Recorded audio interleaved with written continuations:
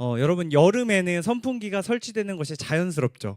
우리가 더울 때 시원한 바람을 원하기 때문입니다. 그런데 겨울에 지금 같은 날씨에 이 선풍기를 설치하는 것은 좀 이상해 보입니다. 겨울에 불어오는 바람은 우리에게 달갑지 않기 때문이죠. 여러분, 더울 때 바람이 필요할 때 바람이 불어오는 것은 우리에게 즐거움을 주지만 추울 때 바람이 필요 없을 때 바람이 불어오면 우리는 그것이 고통으로 여겨집니다. 오늘 성경 속에도 바로 이처럼 달갑지 않았던 바람을 만난 사람들이 등장합니다. 오늘 본문 말씀인데요. 우리 22절 우리 같이 한번 읽어보도록 하겠습니다. 함께 읽어볼게요. 시작. 곧 제자들을 배에 태워 먼저 건너가게 하시고. 아멘. 네, 오늘 우리가 함께 읽은 말씀을 보시면 한 장면이 등장합니다. 어떤 장면이냐면요. 예수님께서 여러분 오병이어 사건 알고 계시죠?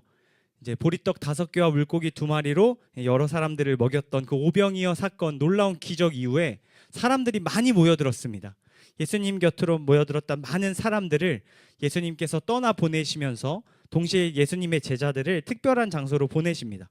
어디로 보내시냐면요, 배로 보내십니다. 배. 여러분 혹시 배 타보신 적 있어요? 배 타본 사람 여기서 내가 살면서 배 타봤다. 꽤 많이 타봤네요. 네, 저도 어렸을 때 처음 배를 탄 경험은 이제 유람선을 탔던 겁니다. 이제 부모님께서 한강에 있는 유람선을 예매해서 같이 탔는데 배에 타고 그 배에 이제 넘실거리는 물 위로 이렇게 나갔던 우리 기억이 납니다. 여러분, 오늘 성경 속에 예수님의 제자들도요, 예수님이 배를 타라고 말씀하셨어요. 근데 그 배는 어떤 배였냐면 예수님께서 원하시는 장소로 가는 배, 예수님께서 정해주신 목적지로 가는 배를 탔습니다. 제자들이 예수님께서 말씀하신 배를 타고 예수님께서 가라고 하신 방향으로 가고 있었던 거예요. 여러분, 그런데 좀 이상한 게 있습니다. 예수님께서 제자들에게 배를 타라고 말씀하시고 저쪽으로 가라고 말씀하셨는데 예수님은 그 배에 타지 않으셨어요. 예수님이 어디 계셨는지를 살펴보니까 예수님께서는 제자들을 먼저 보내시고 본인은 홀로 한적한 곳으로 가서 이제 시간을 보내셨습니다. 여러분, 제가 어저께 여기 있는 친구들 중에 이제 7명의 친구들과 서빙고에 있는 파워스테이션 워십이라는 곳에 갔습니다. 혹시 여기서 파워스테이션 워십을 모르는 친구 있을까요? 네, 처음 들어봤다. 파워스테이션. 네, 다 알고 있죠. 서빙고에 혹은 양재에서 있는 우리 찬양 집회입니다. 우리 여기 있는 친구들과 같이 여기 카니발 차를 타고 가서 이제 거기서 예배를 드렸는데요. 제가 친구들을 모두 다 이렇게 예배실로 들여보낸 다음에 이제 저는 홀로 한적한 곳에 있었어요. 제가 어디 있었을까요? 네, 카니발에 혼자 있었어요. 왜 혼자 제가 한적한 곳에 있었냐면요, 오늘 전해야 될 설교 준비가 조금 덜 돼서 막 차에서 준비하고 있었던 겁니다. 여러분, 오늘 예수님도 비슷합니다. 예수님께서는 제자들을요, 특별한 목적이 있는 곳, 그들이 꼭 가야 할 곳으로 보내시고 본인은 홀로 다른 곳에, 외딴 곳에 머무시면서 시간을 보내세요. 거기서 예수님께서는 기도하시고 생각을 정리하시면서 시간을 보내셨던 겁니다. 여러분, 예수님께서 오랫동안 홀로 한적한 곳에 계실 때 제자들은 배를 타고 항해를 시작합니다. 그런데 오늘 본문 말씀을 보면 어려움이 찾아오기 시작해요. 어떤 어려움인지 오늘 우리 같이 본문 말씀 이어지는 23절, 24절 말씀을 같이 한번 읽어보도록 하겠습니다. 23절부터 한번 읽어볼게요. 시작. 무리를 보낸 뒤 예수께서 혼자 기도하러 산에 올라가셨다가 날이 저물기까지 거기 혼자 계셨습니다. 제자들이 탄 배는 이미 육지에서 꽤 멀리 떨어져 있었는데 거친 바람으로 파도에 시달리고 있었습니다. 아멘. 여러분, 23절 말씀을 보면요, 예수님께서 혼자 기도하러 산에 한적한 곳에 올라가셨는데 언제까지 계셨대요? 날이 저물기까지. 그러니까 시간 가는 줄 모르고 예수님이 혼자 그곳에 남아 계셨던 겁니다. 여러분, 예수님께서 그 오랜 시간을 보내는 동안 24절 말씀은 제자들이 뭘 하고 있는지 보여주는데요, 육지에서 꽤 멀리 떨어져서 배를 타고 항해하던 도중에 거친 바람으로 파도에 시달리고 있었다라고 성경은 이야기합니다. 여러분, 제자들은요, 예수님께서 낮에 이제 가라고 하신 곳으로 보낸 이후에 날이 저물기까지, 다시 말해 예수님께서 홀로 오랜 시간을 보내는 그 시간 동안 그 바다 위에서 계속해서 머물고 있었던 겁니다. 제자들이 탄 배가 거친 바람과 파도 때문에 어려움을 겪고 있었습니다. 여러분, 제자들은요, 예수님께서 가라고 하신 그 길을 가는 동안 거친 바람과 파도가 일어날 것을 전혀 예상하지 못했을 겁니다. 분명 예수님께서 가라고 하신 길이었고 그 길은 순탄할 것이라고 생각했을 거예요. 그런데 제자들의 기대와는 반대되는 일들이 벌어지고 있는 겁니다. 지금 거센 바람으로 인하여서 풍랑을 만나 제자들의 배가 흔들리고 있었던 거예요. 여러분, 좀 이상하죠? 예수님이 보내셨으면 안전해야 하는 것이 당연해 보입니다. 예수님의 말씀에 순종했고 예수님께서 가라고 하신 곳으로 가고 있으니까 말입니다. 그런데 예수님께서 가라고 하신 그 길을 가는 동안 제자들은 큰 어려움을 겪습니다. 여러분, 오늘 이 말씀 속에 예수님의 제자들이 예수님의 말씀을 듣고 배를 타고 길을 떠나다 풍랑을 만난 것처럼 오늘 이곳에 있는 우리들도 하나님의 말씀대로, 우리가 늘 듣는 하나님의 말씀대로 순종하며 살아갈 때에 우리도 풍랑을 만날 때가 있습니다. 여러분, 건강하던 육체가 갑자기 아파지는 불의의 병으로 어려움을 겪는 일들도 우리에게 발생하죠. 제가 예전에 어떤 한 목사님께서 하시는 이야기를 들었는데요. 가까운 목사님이었습니다. 제가 가까운 목사님의 아버지 목사님이었는데 그 목사님이 한 영상에서 이런 말씀을 남기셨더라고요. 자신이 하나님의 말씀을 듣고 열심히 그 말씀에 순종하면서 이제 교회를 위하여 평생을 바쳤는데 갑자기 병이 찾아왔다는 겁니다. 무슨 병이냐면 암에 걸리신 거예요. 그래서 지금도 투병 중이신데요. 그 목사님이 이 병 때문에 힘든 시간을 보내는 가운데 이런 생각이 드셨다는 겁니다. 왜 하나님은 나처럼 열심히 하나님의 말씀에 순종한 사람에게 이와 같은 풍랑을 일으키시는가라는 생각이 들었다는 거예요. 왜 하필 나인가? 왜 하필 하나님의 종으로 살아가는 나에게 이런 일이 일어나는 건가? 라는 생각을 하셨답니다. 그 생각을 가지고 투병 생활을 하면서 오랜 시간을 보내는 가운데에 이런 생각이 또 불현듯 드셨대요. 하나님께서 이제 말씀을 읽고 기도하는 가운데 이런 마음을 주셨다는 거예요. 무슨 마음이냐면 왜 너면 안 되냐라는 마음을 주셨다는 겁니다. 이 목사님은 나중에 깨닫고 이렇게 말씀을 하셨어요. 하나님을 잘 믿고 말씀에 순종하는 사람이라고 할지라도 병에 걸리는 일이 일어날 수 있다는 것을 자기가 뒤늦게 깨달았다는 겁니다.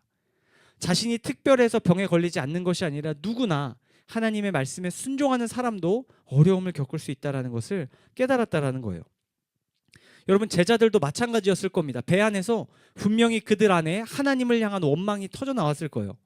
우리가 예수님의 말씀에 순종하는 예수님의 제자들인데 왜 이와 같은 어려움을 주시는 겁니까? 마음속에 불만이 일어났을지도 모릅니다. 여러분, 우리도 마찬가지죠. 우리도 교회 안에 모여 함께 예배드리고 하나님의 자녀로 살아가지만 이와 같은 어려움이 찾아올 때 하나님을 원망하는 순간들이 생겨납니다. 분명 하나님의 자녀인데 하나님이 보호해주지 않으시는 것 같아서 억울하고 하나님의 말씀대로 살아가는데 일이 잘 풀리지 않는 것 같아서 억울할 때가 있습니다. 이곳에 모인 우리도 열심히 주일마다 예배드리고 소그룹도 하고 집에서 말씀도 읽고 큐티도 하고 늘 기도하고 특별히 사순절 성경 필사까지 하지만 우리의 삶에 마치 하나님께서 주시는 풍랑과 같은 시간들이 찾아올 수도 있다라는 겁니다. 여러분, 이러한 풍랑을 만난 우리들에게 하나님께서 오늘 예수님의 세 가지 모습을 들려주길 원하십니다. 우리 그 세 가지 모습을 함께 나누고 말씀을 우리 정리하려고 하는데요. 우리 첫 번째 모습부터 보겠습니다. 우리 25절 말씀 우리 같이 한번 읽어보도록 하겠습니다. 시작. 이른 새벽에 예수께서 물 위를 걸어 그들에게 다가가셨습니다. 아멘. 여러분, 예수님께서는요 제자들과 멀리 떨어져 산 위에 올라가 기도를 하고 계셨습니다. 여러분, 상식적으로 생각해 보세요. 제자들은 물 위에 육지에서 멀리 떨어진 배 위에 있었고요. 예수님은 육지에서도 높은 산 위에 있었습니다. 여러분, 공간적으로 굉장히 멀리 떨어져 있었어요. 예수님이 산을 내려와서 육지 끝에 바다를 찾아가 바다에서 배를 타고 제자들에게 가는 그 여정은 쉽지 않았습니다. 여러분, 그리고 늦은 밤이기 때문에 예수님이 타고 갈 배도 없었던 것으로 보여요. 그런데 오늘 말씀 25절 말씀을 본 것처럼 이른 새벽에 예수님이 밤에 그 밤이 저가고 아침이 다가오기 전에 물 위를 걸어서 예수님의 제자들에게 다가가셨다고 성경은 기록합니다. 여러분, 제자들은 예수님을 만날 것을 기대할 수 없는 상황이었습니다. 예수님과 완전히 단절된 공간에서, 예수님과 도저히 만날 수 없는 공간에서, 예수님의 도움을 받을 수 없는 공간에서 제자들은 어려운 시간을 보내고 있었어요. 그런데 바로 그런 제자들을 예수님께서 물 위를 걸어서 찾아가십니다. 여러분, 상식적으로 이해할 수 없는 일입니다. 예수님께서 물 위를 걸으셨대요. 여러분 왜 하필 물 위를 걸어서 제자들에게 가셨을까요? 제가 말씀을 읽고 묵상하는 가운데 이런 생각이 들었어요. 상식적으로 여러분 당시에 지금 바다에 파도가 막 일고 있잖아요. 풍랑이 막 일고 있으니까 예수님이 거기 근처에서 어떤 작은 배를 하나 구해서 탄다고 하더라도 제자들이 있는 곳까지 가기가 쉬우셨겠어요? 어려우셨겠어요? 어려우셨을 겁니다. 제자들의 배도 지금 막 물에 막 빠질까 말까 막 흔들리고 있는 상황 속에서 예수님의 배가 그쪽으로 다가가기는 어려웠을 겁니다. 그러니까 예수님께서 이런 방법을 선택하신 거예요. 그냥 가버리신 겁니다. 물 위를 직접 걸어서 제자들을 향해 찾아가셨던 거예요. 여러분 풍랑 한복판에 있는 제자들을 만나러 갈 길이 없습니다. 그런데 예수님께서는 그 길이 없는 곳에 길을 만드시고 그곳으로 걸어가셨어요. 여러분 우리도 이렇게 간절히 기적을 바라는 순간들이 있을 겁니다. 현실적으로 도저히 일어날 수 없는 상황이지만 정말 기적이 일어나서 하나님이 도와주시길 바라는 마음이 있을 거예요. 여러분 성경을 통해서 하나님께서 우리에게 말씀하시는 예수님은요, 우리에게 길이 없는 그 길을 만들어서 우리를 찾아오시고 우리를 도우시는 분이십니다. 여러분 길이 보이지 않고 해결될 방법이 없어 보이는 그 문제 가운데 있는 우리들을 주님께서는 찾아와 주시고 우리를 도와주시는 분임을 여러분 꼭 기억할 수 있기를 바랍니다. 여러분 풍랑 속에서 고통을 당하는 제자들에게 예수님이 오늘 찾아가셨어요. 여러분 예수님은요 어려움 가운데 있는 저와 여러분을 찾아가길 원하시는 분이십니다. 도움이 필요한 우리를 외면하지 않으시고요, 우리를 끝까지 찾아가 만나 주십니다. 초자연적인 방법을 동원해서라도 주님께서는 당신의 사랑하는 제자들을 찾아와 그들과 함께하여 주십니다. 여러분 제자들을 향해서 예수님이 이렇게 물 위를 뚜벅뚜벅 걸어오실 때 오늘 제자들의 반응이 조금 황당합니다. 26절 27절 말씀인데요, 예수님 멀리서 걸어오는 예수님을 본 제자들의 첫 마디가 무엇이었는지 우리 같이 한번 읽어보겠습니다. 26절입니다. 시작. 제자들은 예수께서 물 위로 걸어오시는 것을 보고 깜짝 놀랐습니다. 그들이 두려워하며 유령이다 하고 외쳤습니다. 그러자 예수께서 곧 그들에게 말씀하셨습니다. 안심하라, 나다, 두려워하지 말라. 아멘. 여러분 예수님 입장에서요 제자들을 지금 초자연적인 방법으로 찾아가셨잖아요. 그럼 제자들이 예수님을 딱 보자마자 예수님이 기대하셨을 반응은 와! 예수님이다. 우리 살았다. 예수님 감사합니다. 이런 고백들이 나와야 올바라 보입니다. 그런데요 오늘 제자들은 뭐라고 대답하냐면요 막 헛소리를 하는 거예요. 예수님을 보고 두려워하는 겁니다. 멀리서 예수님이 오는데 그분이 예수님일 거라고는 상상도 못하고 유령이 온다라고 이제 헛소리를 막 외치고 있는 거예요. 그러한 예수님의 제자들을 향해 예수님께서는 꾸짖지 않으시고 안심하라고 말씀하세요. 나니까 두려워하지 말라고 말씀하십니다. 여러분 제자들은요 이렇게 무지하고 지혜가 없는 사람들입니다. 예수님을 봐도요 예수님인지 알지 못합니다. 예수님의 도움인데 예수님의 도움을 깨닫지 못하는 것이죠. 여러분 제자들이 풍랑 속에서 얼마나 지치고 힘들었으면 자신들을 찾아온 예수님도 못 알아봅니까?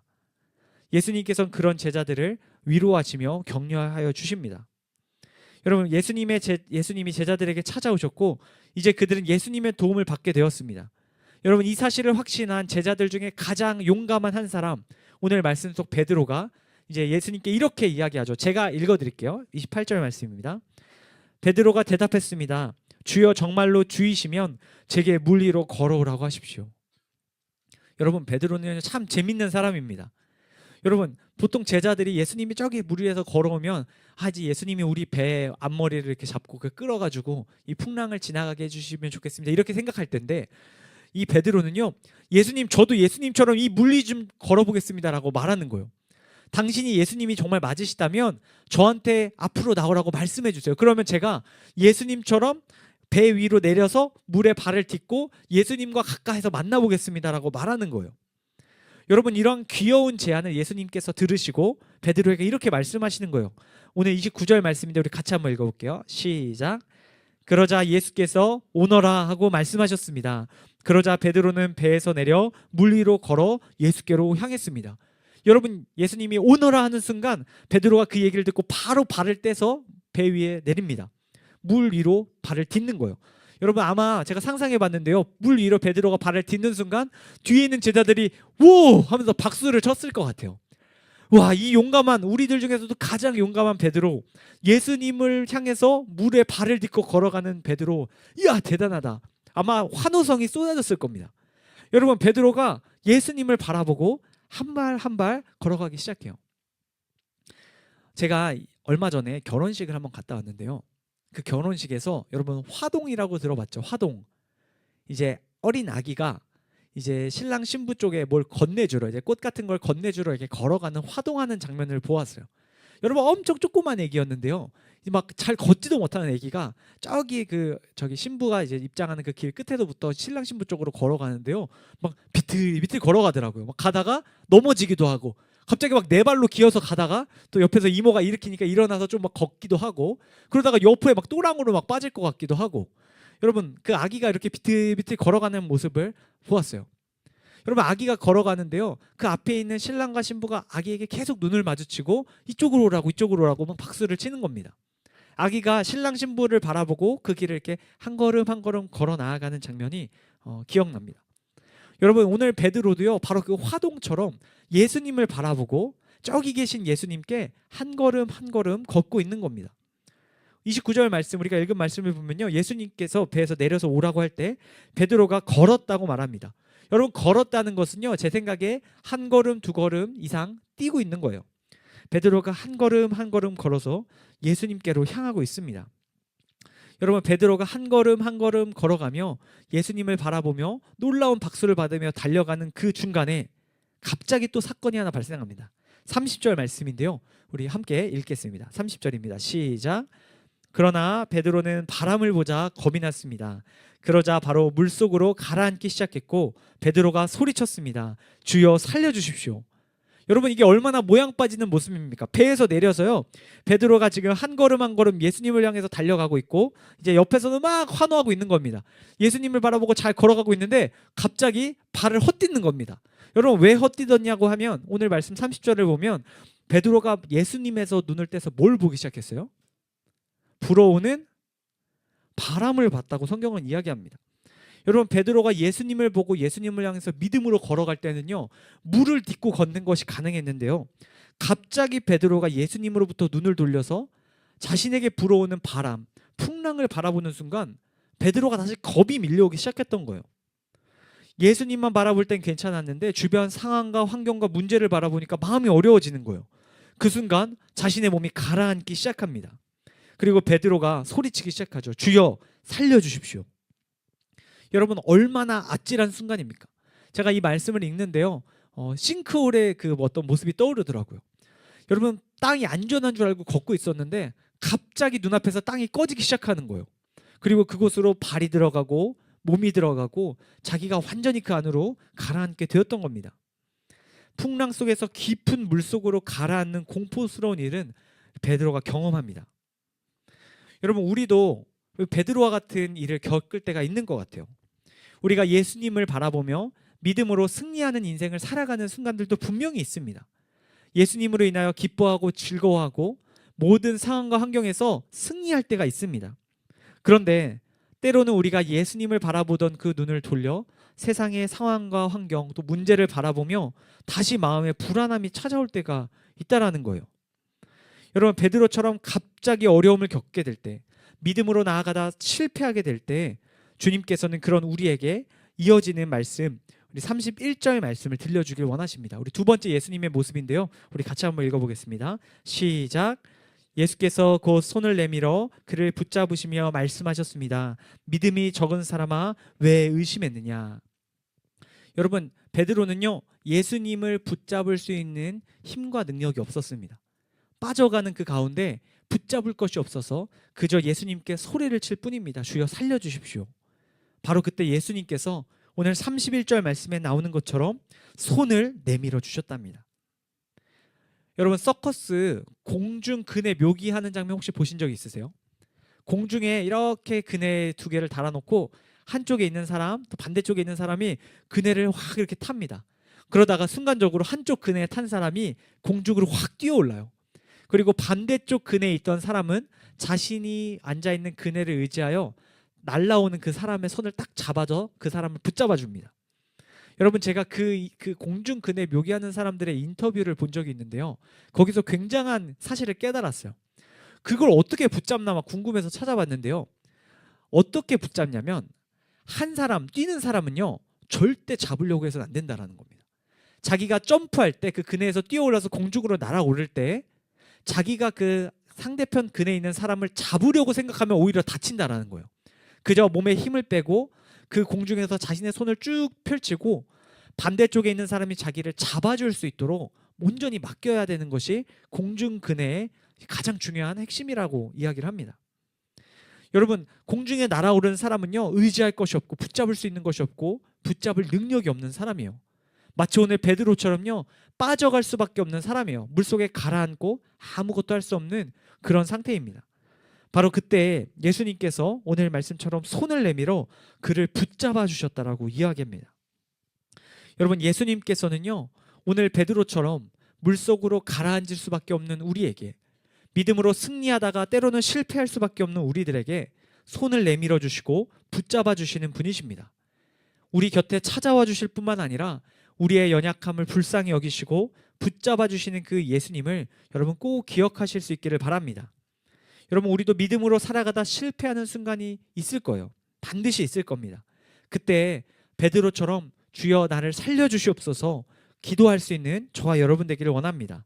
그때마다 주님께서 우리를 붙잡아 주시고 우리를 다시 주님의 사람으로 살게 하실 줄로 믿습니다.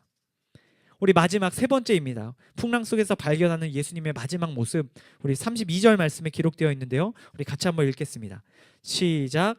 그리고 그들이 함께 배에 오르자 바람이 잔잔해졌습니다. 33절 이어서 읽겠습니다. 그때 배에 있던 사람들이 예수께 경배드리며 말했습니다. 참으로 하나님의 아들이십니다. 아멘. 여러분 풍랑 속으로 제자들을 찾아오신 예수님께서는요 믿음을 가지고 살아가다가 실패한 이 베드로를 붙잡아 주실 뿐만 아니라 오늘 마지막 세 번째 말씀 속 행동을 보이십니다. 32절 말씀에 뭐라고 나오냐면요 예수님께서 그 베드로를 붙잡아서 물 위로 꺼내실 뿐만 아니라 그를 들고 배 위에 함께 오르셨다라는 거예요.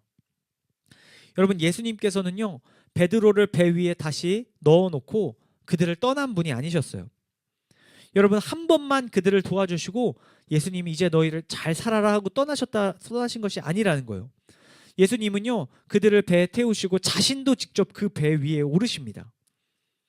여러분 생각해 보세요. 예수님은 사실 배를 타실 필요가 없습니다. 그곳에 오는 것도 걸어오셨고요 가는 것도 그냥 걸어서 퇴장하시면 됩니다.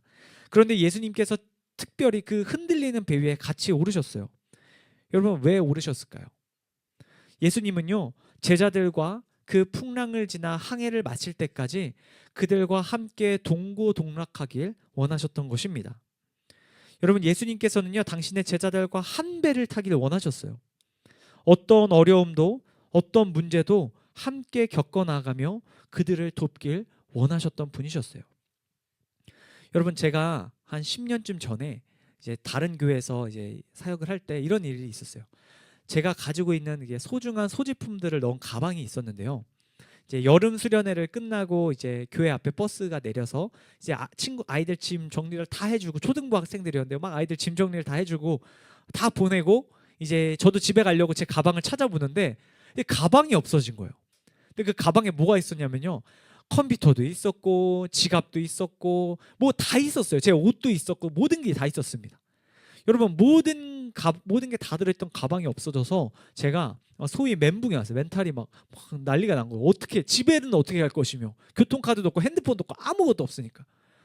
여러분 제가 그 가방이 사라진 순간 너무 혼란스러워서 어떻게 해야 되나 하다가 이제 일단은 교회에 들어갔어요. 교회 앞이었기 때문에 교회에 들어갔는데 이제 늦은 밤이었는데요. 어떤 목사님이 한 분 남아서 이렇게 설교 준비를 하고 계셨던 거예요. 그 목사님이요 제 이야기를 들으시더니 본인의 급한 업무를 내려놓고 저하고 같이 그 밤에 그 동네에 제 가방을 찾으러 같이 막 돌아다니신 거예요. 혹시 누가 그 가방을 다른 데 옮겨놓은 것은 아닌지 그 가방을 함께 계속 1시간이고 2시간이고 찾으러 다녀주셨어요. 여러분 제가 결국 그 가방 찾았을까요? 못 찾았을까요? 버스에 없었어요. 버스는 갔었고 그 가방을 찾았게요? 못 찾았게요? 못 찾았어요. 못 찾았는데요. 제가 가방은 잃어버린 게 그 시간이 지나고 나서 기억이 잘 안 나는데요. 제가 뭐는 기억이 나냐면요. 제가 가방을 잃어버렸을 때 그 어두운 밤에 저하고 같이 그걸 찾아주시던 그 목사님의 얼굴과 그 모습이 아직까지 너무 선명하게 떠오르는 겁니다. 여러분, 가방 잃어버린 거는 뭐 해결될 수 있는 문제잖아요. 나중에 또 뭐 가방을 뭐 사면 되고 뭐 해결하면 되는데요. 여러분, 제가 그때 마음에 겪었던 어려움을 같이 함께 겪어주시고 함께 위로해 주시고, 그분이 이제 마지막에 뭘 주셨냐면 지갑에서 돈을 꺼내서 5만 원짜리 딱 주시면서, 밤 늦은 시간이니까요, 택시 타고 집에 가라고, 이제 교통카드도 없고 아무것도 없으니까요. 여러분, 그때 그 목사님이 주신 그 5만 원권, 그리고 그 목사님이 저하고 함께 그 겪어주셨던 시간, 그게 참 감사한 마음으로 남아 있습니다. 여러분, 예수님의 제자들도 같았을 거예요. 사실 예수님이 그냥 가셔도 됐습니다. 그런데 예수님이요, 제자들과 함께 배에 올라주시고 함께 그 모든 항해를 마무리해 주십니다. 여러분, 예수님께서는요, 이처럼 제자들의 배에 함께 올라 그들과 함께 평생을 함께 하길 원하시는 분이십니다. 여러분, 주님께서는 이곳에 있는 저와 여러분의 삶에도 함께 하기를 원하십니다. 여러분의 배에 함께 오르셔서 여러분들과 함께 기뻐하고 함께 슬퍼하고 여러분들과 좋은 일과 슬픈 일을 함께 공유하길 원하십니다. 여러분, 그 예수님께서 오늘 말씀을 통해 너의 배에 오르길 원하신다 하시는 그 음성을 여러분들 꼭 기억하실 수 있기를 바랍니다. 여러분, 오늘 말씀을 맺으며 우리 마지막으로 영상 하나를 보려고 하는데요. 우리 짧은 영상 하나를 보고 말씀을 맺도록 하겠습니다. So, what is it like? Will has an attachment disorder? Is it all that stuff? Fear of abandonment? Is that why I broke up with Skylar? I didn't know you had.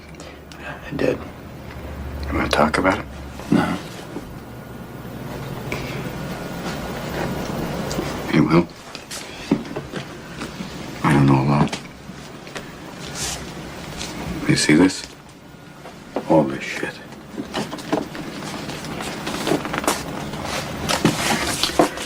This is not your fault.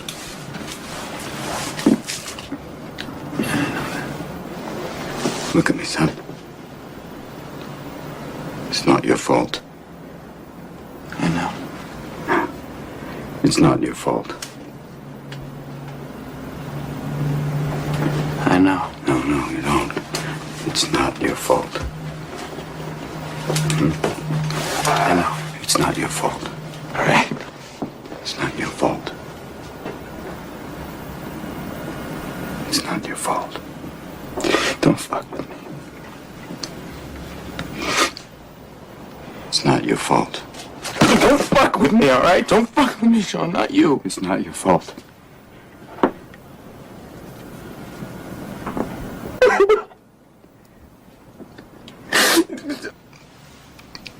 It's not your fault.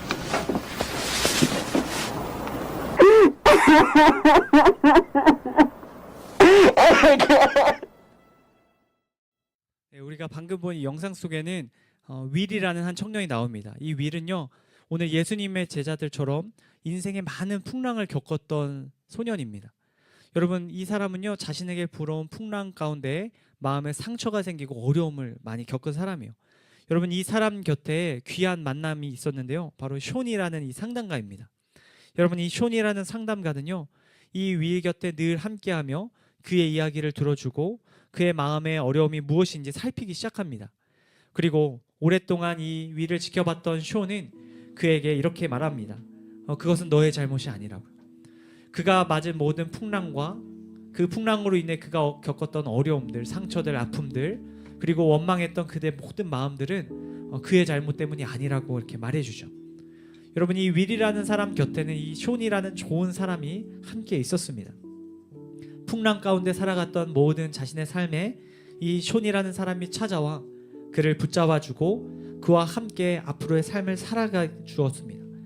여러분, 오늘 이 말씀을 맺으며 여러분들에게 권면하기는, 여러분 한 주 동안 여러분들 삶에 예수님이 찾아와 주시고 여러분들을 붙잡아 주시고 여러분들과 평생도록 함께 해주시겠다고 말씀하셨던 것처럼, 여러분도 여러분 주위에 있는 세상의 풍랑을 만나 힘들어하고 있는 이들을 찾아가 그들을 만나가지고 붙잡아주고 그들과 함께 해줄 수 있는 여러분들이 되길 원합니다.